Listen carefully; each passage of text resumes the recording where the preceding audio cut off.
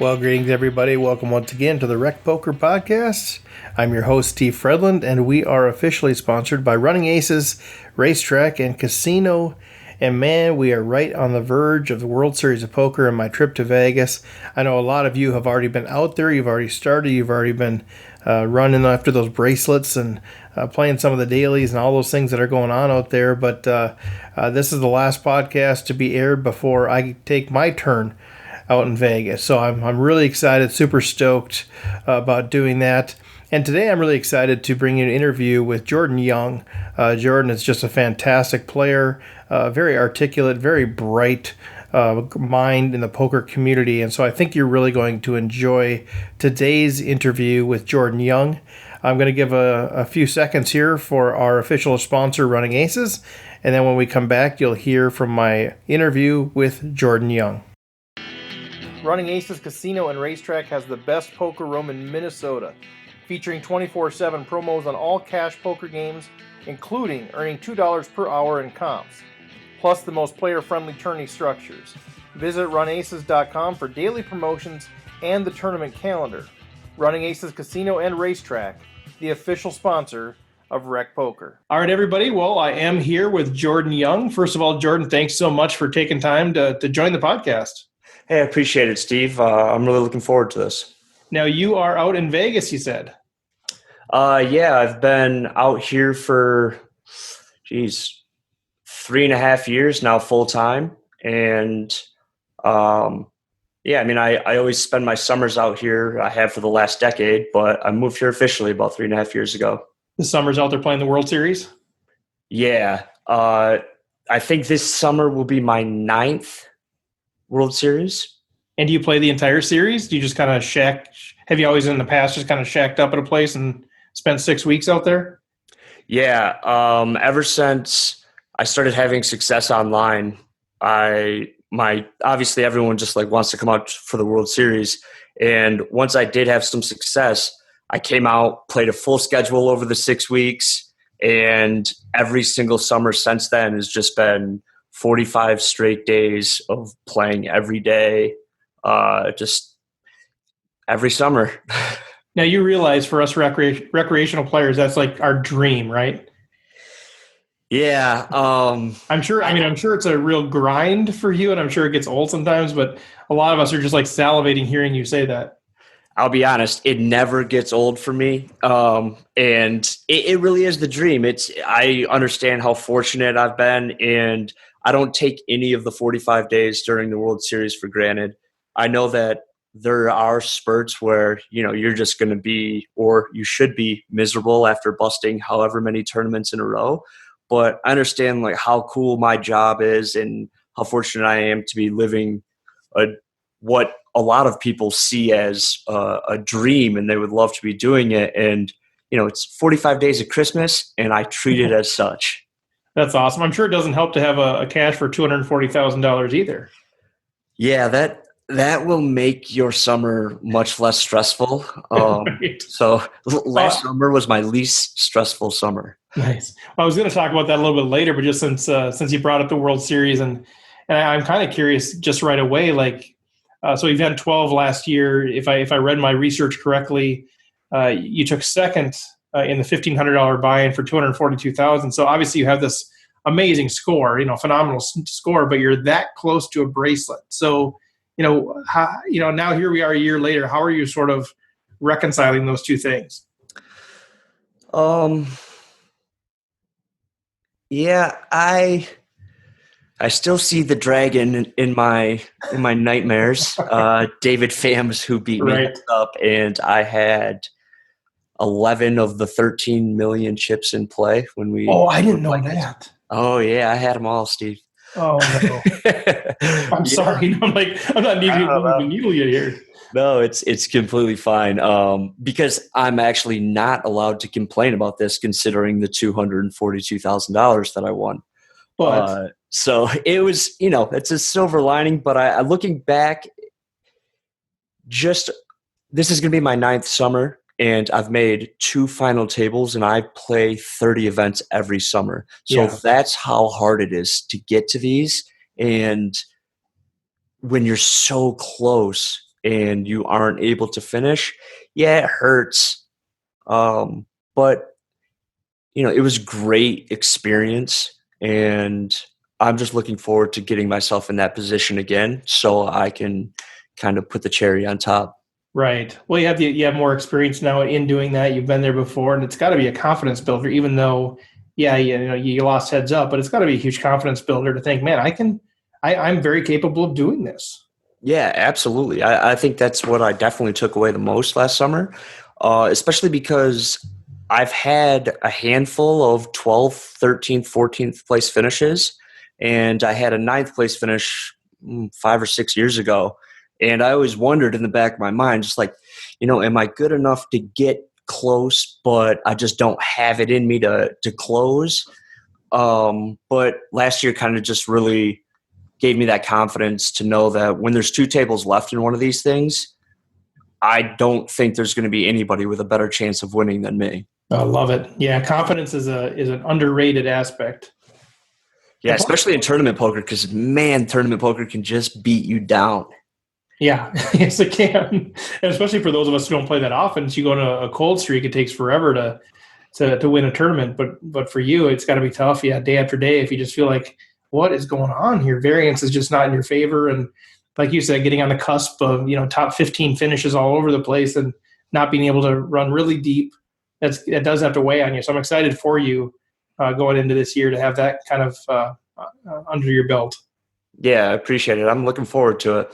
So where do you actually hail from initially before you moved out to Vegas? So I grew up in Muskegon, Michigan, right on the lake, about a 5-minute walk from Lake Michigan.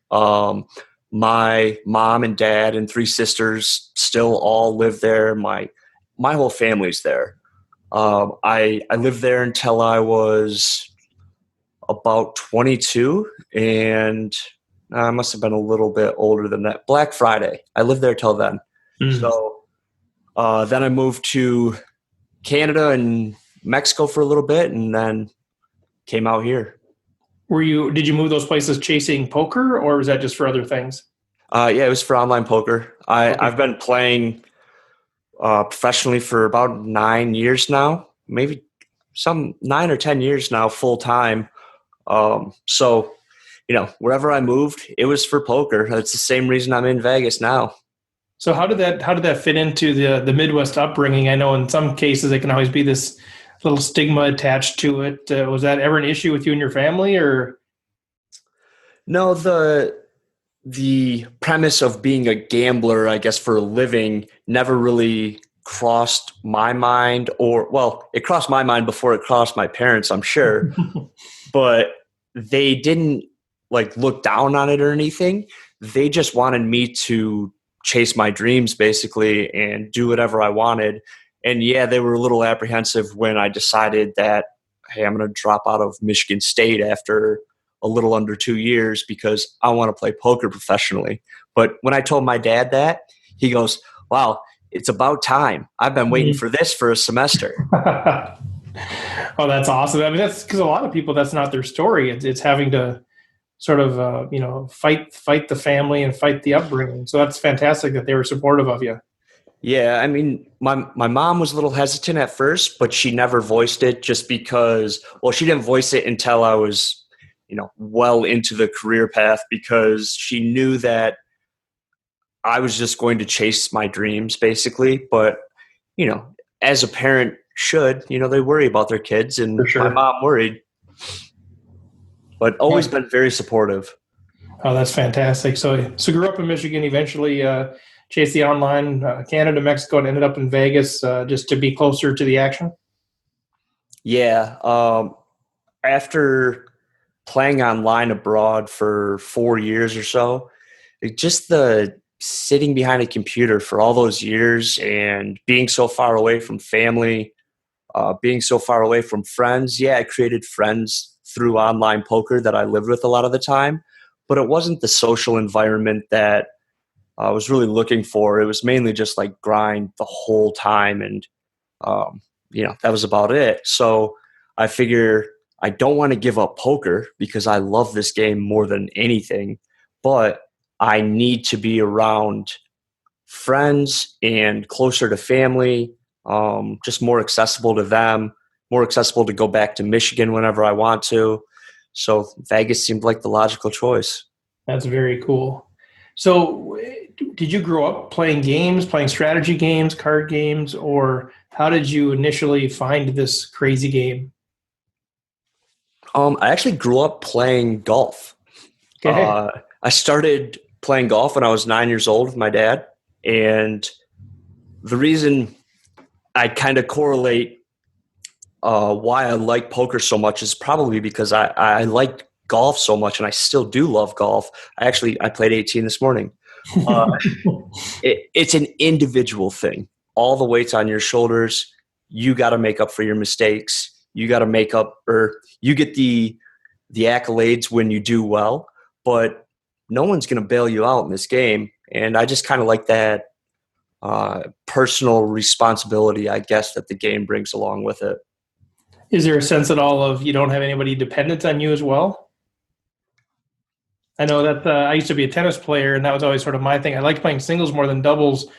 Part of it was the individuality of I'm going to own the results myself. But part of it for me and my Midwest upbringing was I didn't want to feel bad if I let my partner down.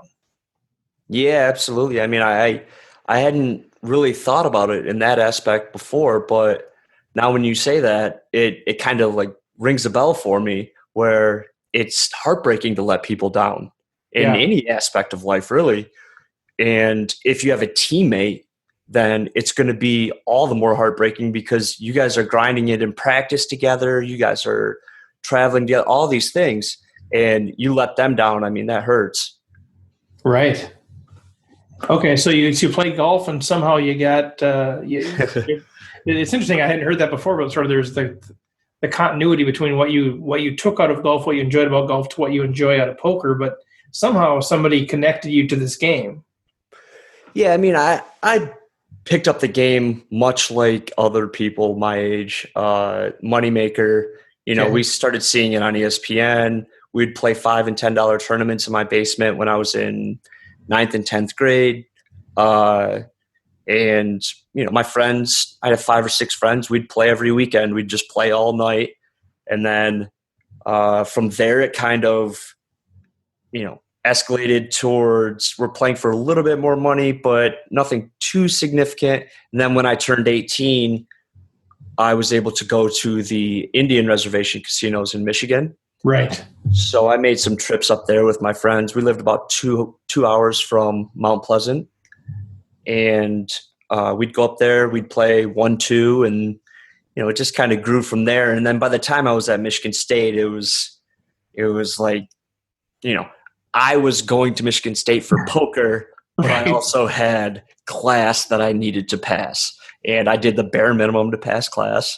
And I played poker in all the other times that I wasn't at class. I would just play.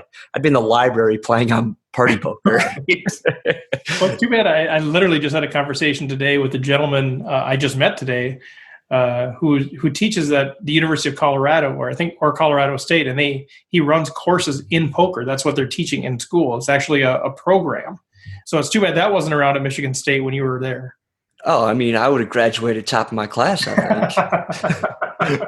Well, that's funny. So eventually you just said, you know what, I need to go a different direction. I'm curious if even in those $5 games early with your friends, if you just knew, like, were you the best player? Did you just kind of know that, you had some sort of a skill edge, or you approached the game better than your friends, or were you just all equals and then you just committed yourself to it? Like, I'm curious, like, just that very genesis of you as a poker player, if you just knew you had sort of what it would take. Yeah, so I think that poker really kind of correlates to your personality. Like, how you play the game is the way you typically will live your life. And I've always lived it a little bit on the riskier side. And so I was always like in there with my friends, just bluffing and trying new things and trying to be creative and trying to just steal the pot from them all the time while they were trying to make hands. And I didn't really quantify it at the time. And I say I didn't really, as in I didn't at all. I just knew that I was doing something that they weren't, and I was winning these hands that they never had a chance to win because they weren't willing to risk what I was willing to risk. And yeah, it wasn't for a lot of money, but it's still kind of just like the way that I could see that I set myself apart from them. I understood that you got to bluff in this game, and I understood that from the very beginning. So they just had a higher level of risk aversion than you did, and that sort of worked out for you in those games. Yeah, absolutely. And I think it worked out for me for a lot of years, and now the game's become a lot more, well, not a lot more calculated, but people are starting to understand the calculation needed in at least some spots. Yeah, I was going to ask you about that kind of in general. If your sort of level of risk aversion or lack thereof, at some point, did you have to sort of intentionally taper that back, or has that been just kind of always there and you never really overstepped it too far? I was going to say it's an ongoing battle, and I think that it probably will be it's something that I've just kind of accepted at this point, but not in a reckless way, because I understand that it is getting harder and harder to get a hold of money in today's game. So when you do have it, it is worth protecting. In the past, it was just, okay, I got a hold of some money. I should probably play bigger now. Okay, I got a hold of some more. Well, let's go find a bigger game. And that's not the case anymore just because the game's become a lot tougher. I think it's something I'll always have to be very conscious of throughout the rest of my career, just because it's something that's built in me. And it's been a huge advantage for me, and at other times a big detriment. Yeah. So as you think about, I guess, how you progress through the ranks, and you mentioned playing bigger games, was there ever a certain level where you reached that level and then it just took you longer to get to the next level? Like, you sort of maybe early on you played the $5 games and you played the $20 games and you went to the casino and played the $100 games, and maybe you just kind of always had some level of success that allowed you to play the next level. Was there a level where you kind of got stuck, where you really needed to be intentional about improving your game? Yeah, absolutely. I think rising through lower and mid stakes online, and when I say lower and mid, I mean like probably $162 buy-in tournaments and lower, which they had every day online back pre-Black Friday. I did well in those buy-ins and lower, and then once you get above that, you really get into the high stakes MTT community of players that are studying and they're calculated and they're pretty good. I wasn't doing those things. So once I got past playing 162s or so, it was more of just a leveling off where I feel like I was as good as everyone at the high stakes, but I wasn't setting myself apart from them like I was able to at the lower stakes when I was building up. Right. So how did you then, overcome that hurdle? Well, I lost for 3 years in a row. Sorry. No. This is right. Good to talk about. I made sure to do that for 3 years, and that's a real teaching tool right there. Right. And then I was fortunate enough to meet Matt Berkey and Christian Soto. And Berkey especially, he kind of took me under his wing and was just like, man, you're too good to not be playing at the highest levels. Just like I kind of back what I was talking about with my friends, just like I always had a little something. I didn't know what it was exactly, but it was just this raw talent, and my intuition was really, really good. Mm-hmm. But I didn't know how to study. And in today's game, it's just kind of mandatory if you want to be playing at the highest levels that you need to be studying effectively. So when I met Berkey, he showed me how to do that. He showed me how to construct a strategy from scratch, which it wasn't easy and it took a while. But once I was done, I mean, if I wouldn't have met him, I wouldn't be in poker anymore. And I can say that without a doubt. So was that just through a friendship thing, or did you, I guess, go to him as a coach? I met him through a girlfriend of mine Uh-huh. like 5 or 6 years ago. She's really good friends with him, and just a relationship Yeah. from poker, having that in common, just kind of developed, and we got a lot of the same like we got a lot of same player characteristics where he wants to play all the hands, he wants to be very aggressive, he wants to play real big pots, and he wants to play at the highest stakes. It's like, Mhm. man, we're going to be great friends. You're like, sign me up. Let's go. Yeah, that's pretty much it. So can you? I guess you. I'm sure. Obviously, it's hours and hours and months and years of conversations. But can you kind of boil that down now as you look back and say what were those key things that really helped you move from kind of being plateaued or starting to be a losing player to being a winning player?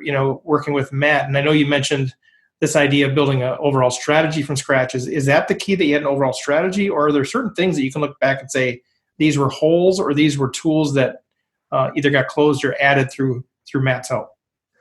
Oh, yeah, I can think of a handful of just defining moments. The first being he just had me, he basically says to me, open up a blank Word document.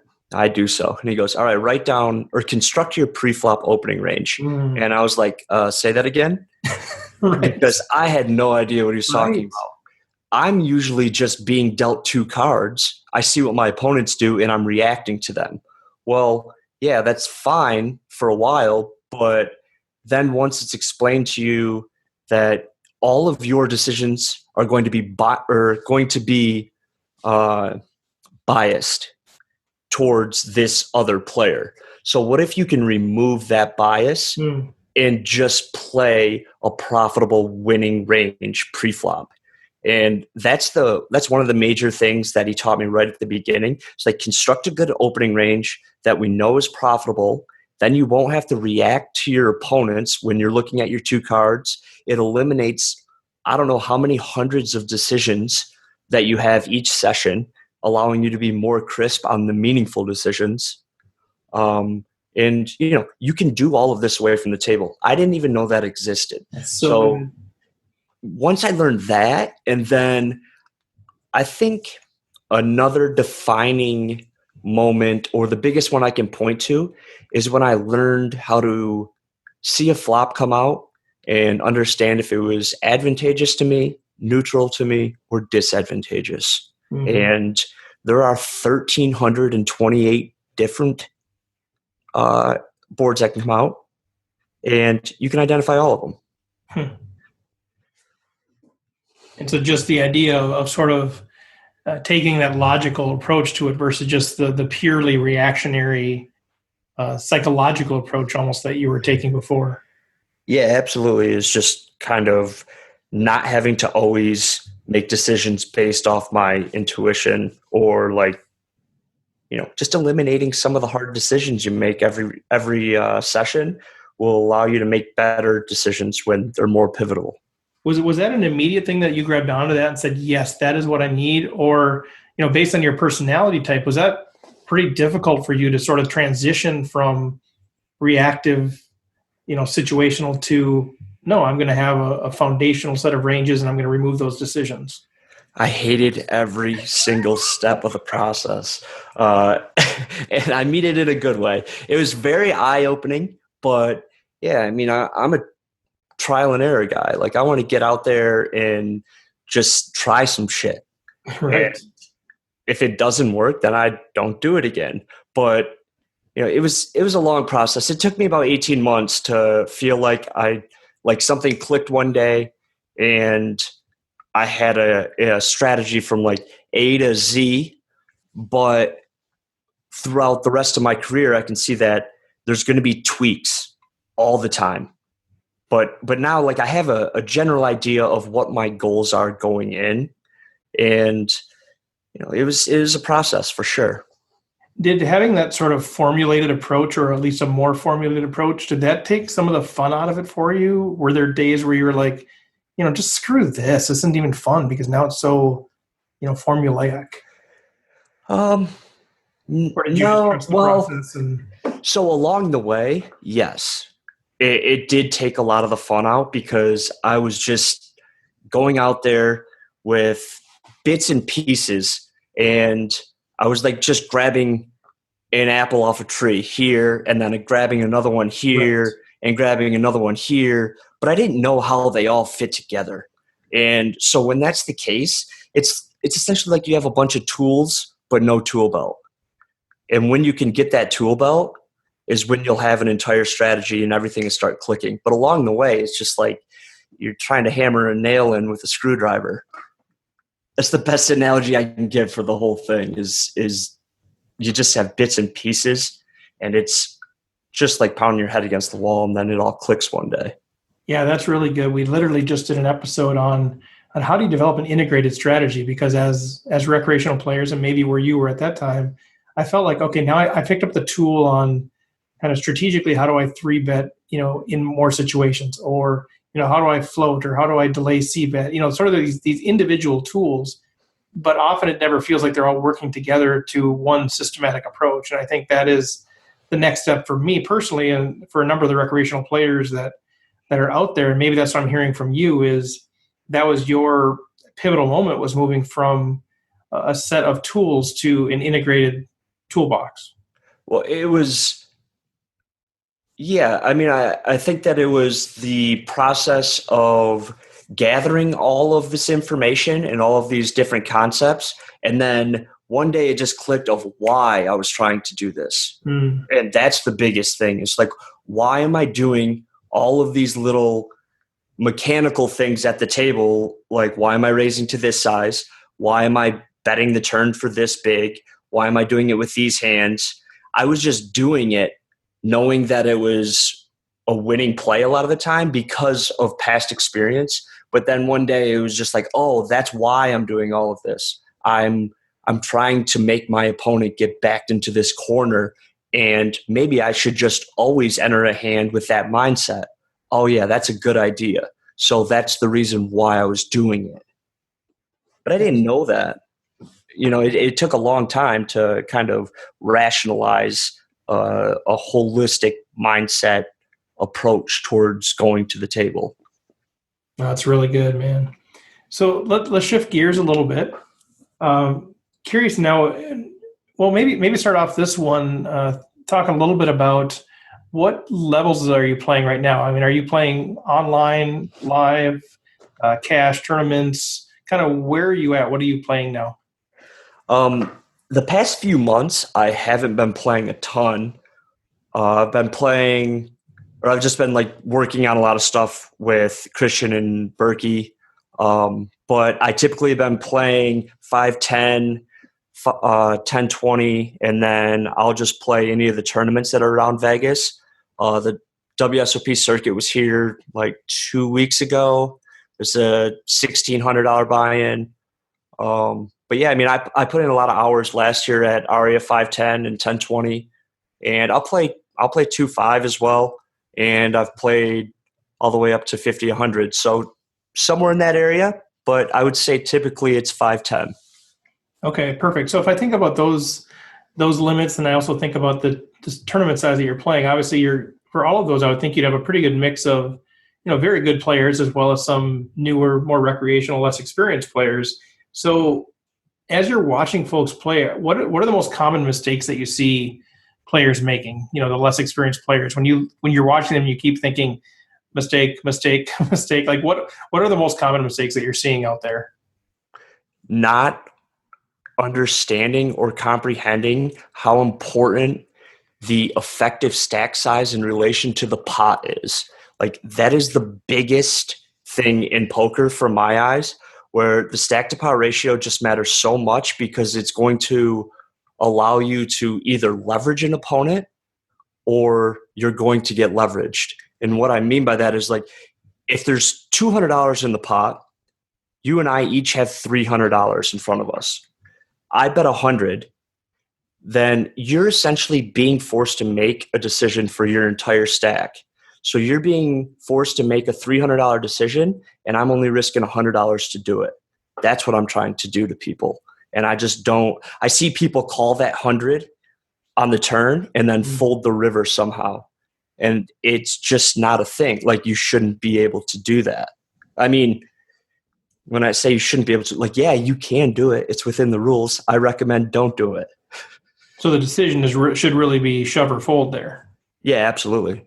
Okay. And that's the biggest mistake I see people making. And it can be on previous streets. I mean, it's just like it's happening all over.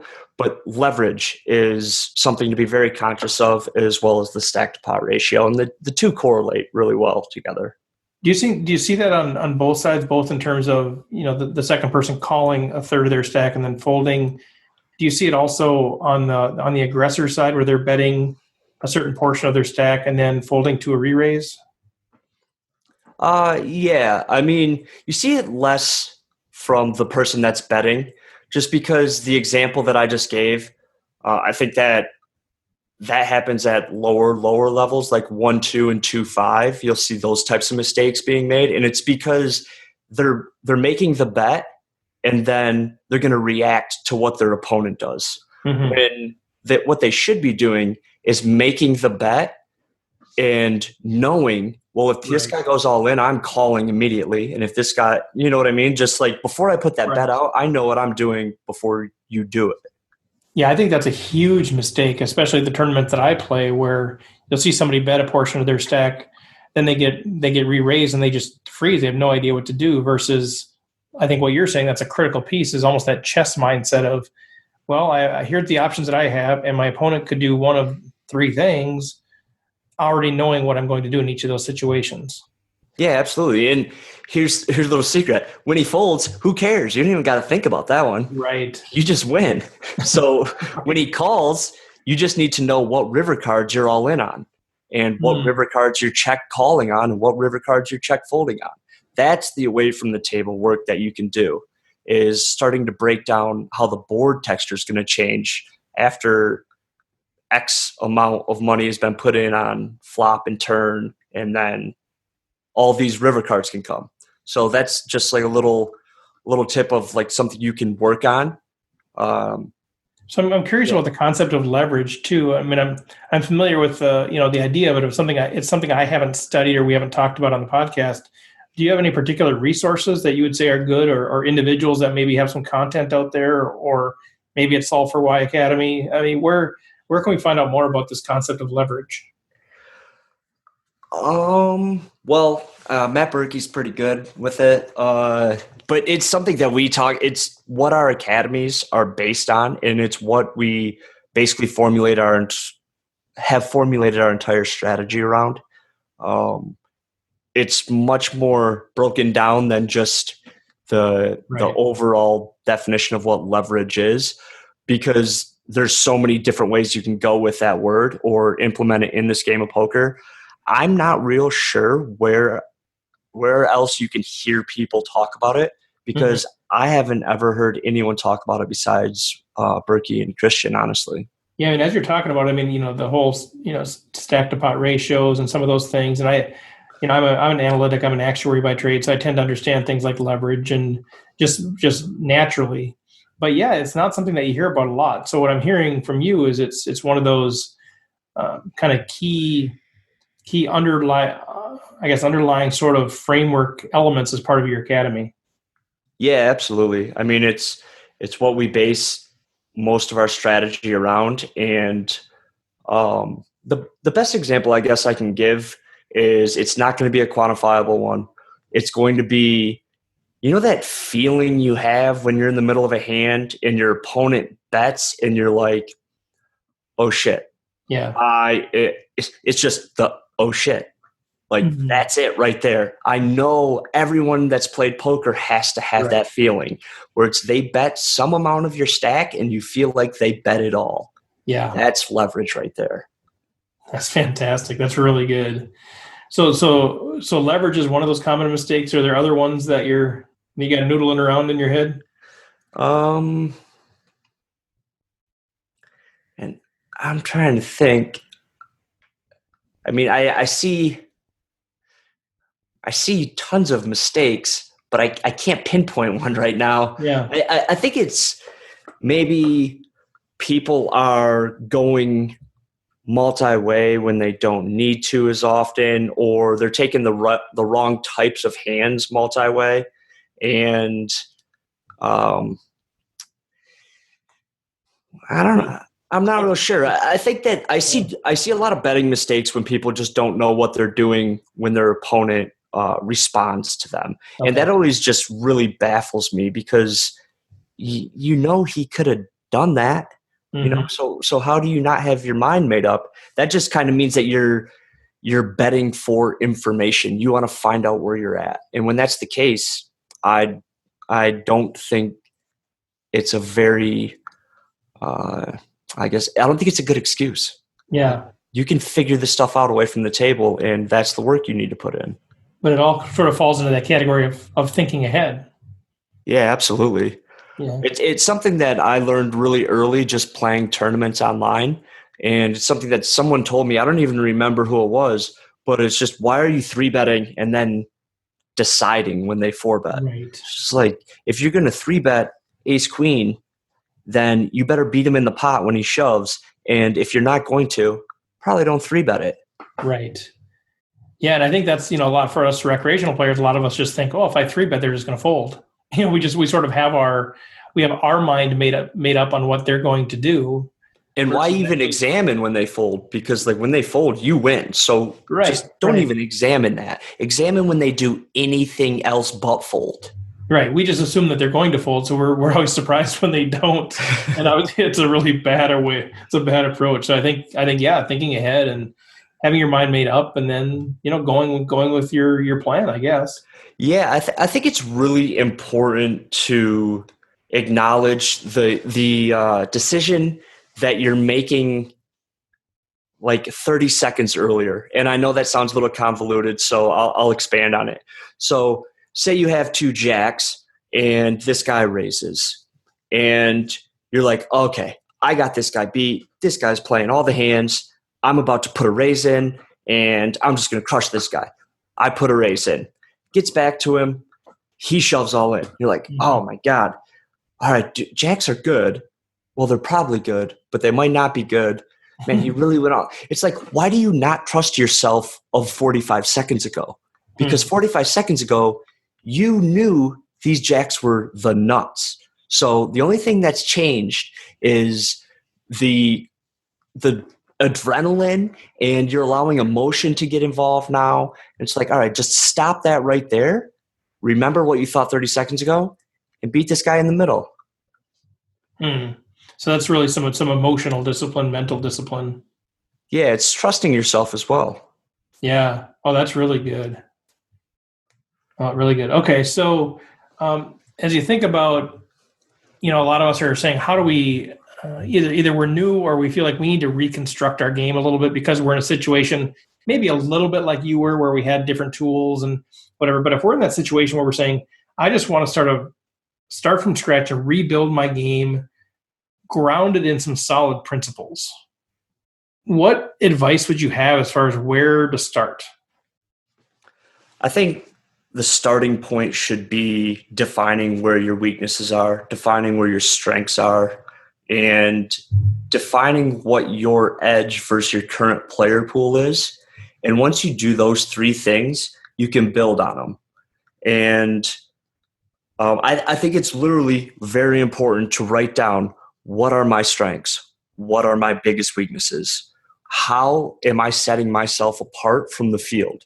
And if you can't answer that third one, then that's fine. We're going to get back to it eventually. From there, I would start to construct a pre-flop strategy or a pre-flop opening range or 3-betting range. Literally write down these hands that you're playing. And I can't give you my opening range because my opening range is going to be significantly different than what somebody that plays 1-2 regularly should be opening. Right. I'm playing more hands probably. But that doesn't mean that it's not doable. It just takes some work. So that's where I would start from. And you'll see that it frees up a lot of headspace when you're not looking at hands and deciding if this is the time that I should 3-bet the ace 6 suited. It's like, no, you just either always 3-bet that hand or you don't 3-bet that hand, because, you're letting your bias have weight when it's against this certain player, or it's against this other player that you have a grudge against. So this time you're going to go after him. It's like, all right, there's some warrant to that, but if you're letting it come into play all the time, it's just going to be really, really difficult to calibrate. That's good. So thinking about your game, either, kind of in recent years, are there certain things that you've really struggled with that you've had to kind of overcome? Either it's playing against a certain player type, or it's against a certain 3-bet or 4-bet or 5-bet, or, are there any like those situations where you're like, man, I just feel like I'm always playing this situation or this player type or whatever it is suboptimally that you've had to kind of work on? Yeah, it's myself. I am battling with myself all the time when I'm playing poker. It's just, sometimes I just can't help myself, Steve, and I want to play all the hands. Right. And that is my biggest opponent, and I think it will be for a while. I can't think of a specific player profile that I have a really difficult time against. So is it sort of getting away from those pre-constructed ranges that you've already sort of you established that here's what I'm going to play, but your own self is getting in the way and you're kind of stepping outside of those? A little bit, because I'll say this, that when I make this pre-constructed range and have this default range, that's what I'm playing with at the beginning of a session. And these ranges are going to be fluid, where Right. If the game's really tough, I'm going to cut off the bottom of these hands. Right. I'm not going to play them all. And I'm certainly not going to play them from all the positions. So I'll find myself, and it's probably it's a little ego-driven sometimes, where I just start playing more hands than I have in my pre-constructed range. And the reason being is because I feel like I have a post-flop edge against my opponents. And whether or not that's true, it just kind of puts me in a lot more tough spots that I don't necessarily need to be in with Right. a very, very wide range. So how have you, it sounds like it's still an issue for you now, but are there things that you're doing or things that you've done that have helped you try to overcome that? Or is it just your hand slapped enough times that you learn? Yeah, it's less of an issue now. And I think that, you have your hand slapped a few times. That definitely helps. But just kind of being more mindful of how the game is starting to change, or not starting to change, because it's not like really, really tough, but just knowing that there are some other mindful opponents out there. And when they do have the position on you, you have to give them some respect, but, just still having the confidence in yourself as well at the same time. It can be a little bit of a balancing act, but I think I'm getting better and better at it. And So when you sit down to play cash, play a tournament, whatever it is, what do you think your biggest edge is in those games? Obviously, there's some things that you do better than others, some things you do worse than others, all of that, all of those pieces. But what do you think your edge is? I think the edge I like to point to is I'm really annoying to play with. And I'll elaborate on it, but just as a general nuance, like, I'm annoying, and I purposely go to the table to be annoying. I want to just be the nicest guy there when I'm not in a hand and the biggest asshole when I'm in the hand. And the way I've developed that is kind of seeing what other people at the table are doing that really makes your life difficult, and then kind of replicating those things. And it's something I learned from Burke. It's one of the things that he told me when I was first starting to play a lot more live cash. Is like, just look at the guy that really is driving you nuts in hands and just pick up some of his traits. And so I started doing that. And I think the way you can do it is whenever you're in a certain three positions, like the best positions, just be relentless from those positions and make it known that your big blind isn't for sale. And all you have to do is do that at the beginning of a couple of sessions, and people recognize it and it sticks with them. And yeah, I mean, now everybody I play with knows. Damn it. I'm okay with it because I have position. I don't care. That's okay. We all forget, so it's okay. That's awesome. I love that. Figure out what's driving you nuts and be that guy. Yeah, it really is. So let's shift gears a little bit now. I want to respect your time, but let's shift gears a little bit and start talking about the Solve for Why Academy and what's going on there. Tell us a little bit about what that's all about, and is that just for the top pros, or what's available and accessible for those of us who are playing far less poker at far less buy-ins than some of those folks? Yeah, it's definitely not for just the top pros, because we have it set up as in a tier system. So there's gonna be like 1, 2, and tier 3, and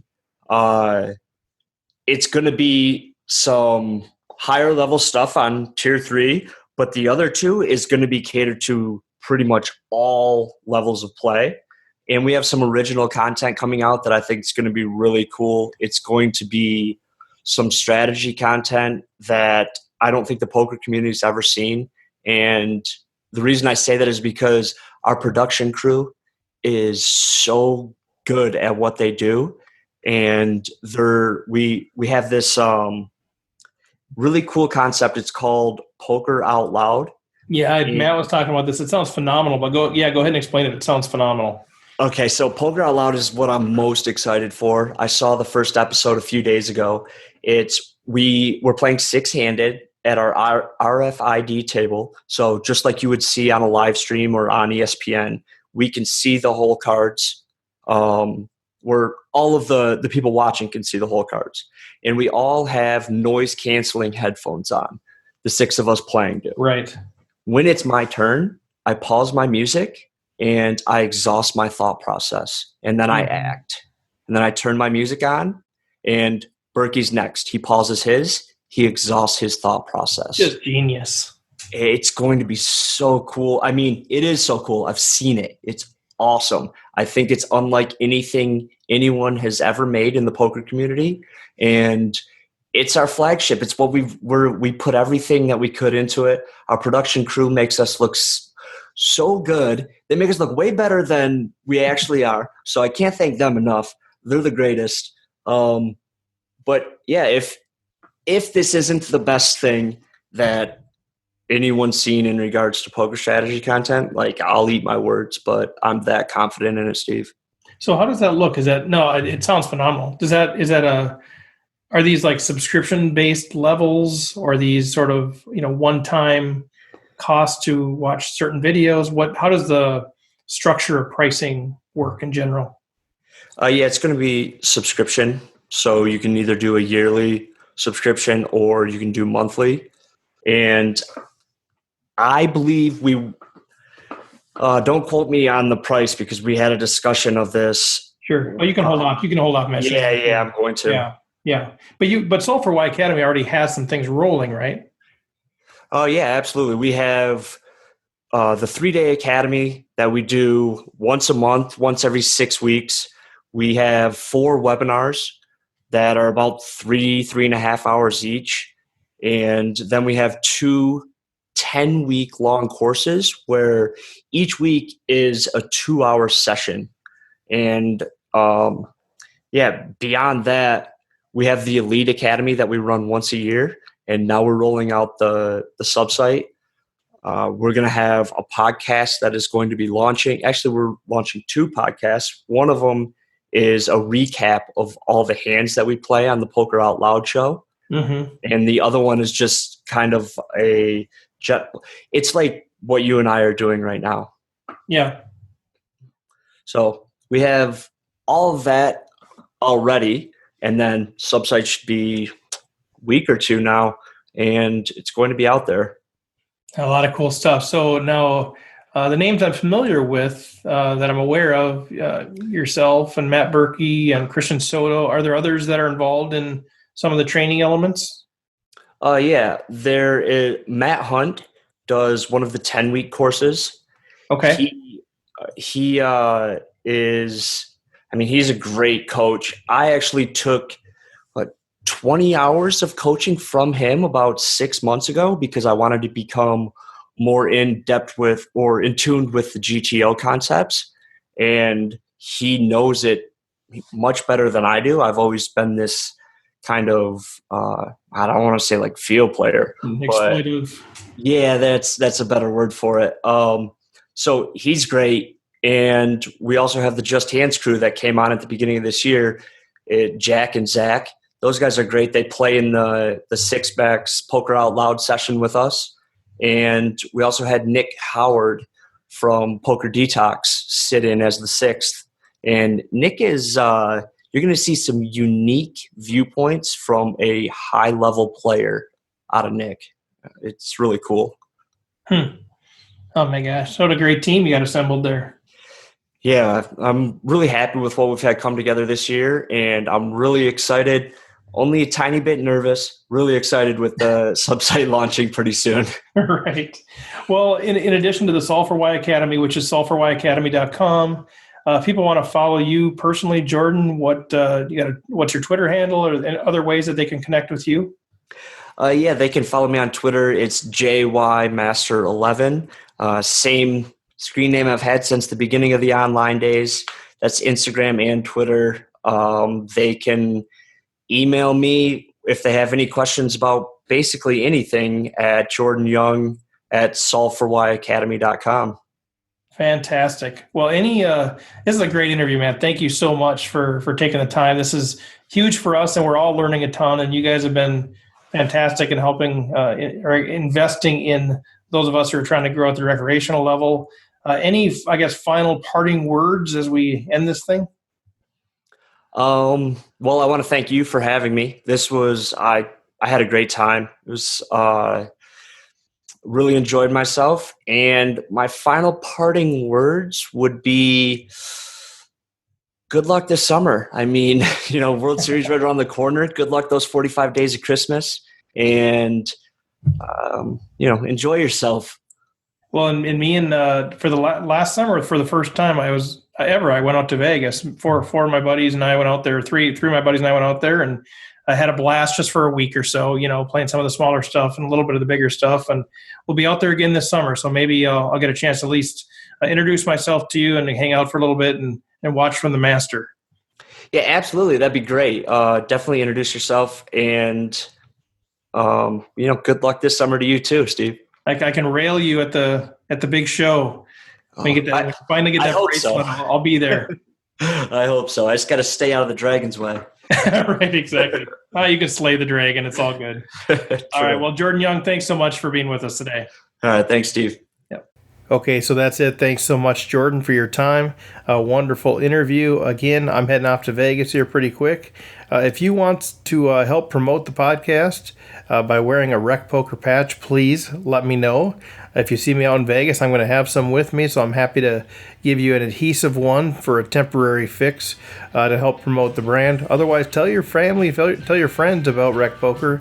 You can follow us on Twitter at Rec Poker. There's a Facebook group, Rec Poker, or feel free to shoot me an email, stevefredland@gmail.com, if you have any ideas for episodes, for guests, or if you just have feedback of any kind.